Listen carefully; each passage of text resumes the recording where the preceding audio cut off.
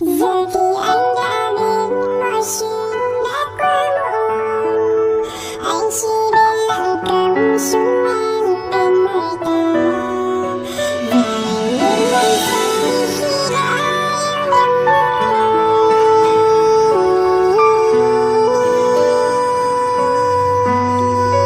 Anh đã không khi em đã ra đi bỏ anh. Lần đầu anh phải không chỉ bởi vì một người. Những lúc anh buồn đau em đang ở bên cạnh anh, nỗi đau xót xa. Giờ thì anh đã biết anh đã yêu lầm em. Người con gái anh yêu không giống như anh mơ.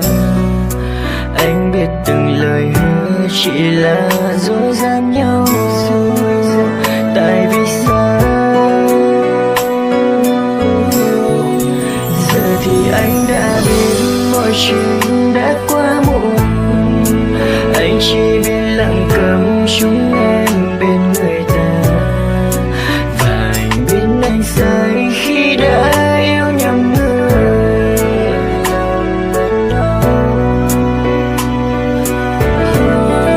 Dù cho cả thế giới không chỉ riêng anh yêu sai người, nhưng tim anh vẫn đau khi anh đã yêu lầm em.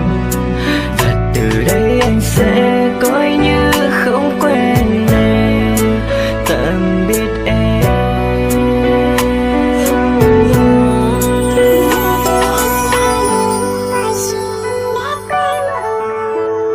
Anh chỉ biết lặng cầm súng em bên người ta. Và những lần sau khi đã yêu nhầm.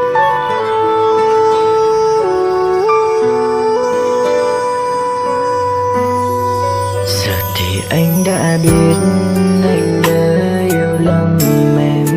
Người con gái anh yêu không giống như anh mơ.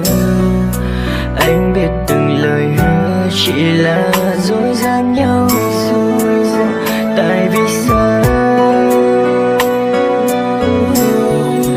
giờ thì anh đã biết mọi chuyện đã qua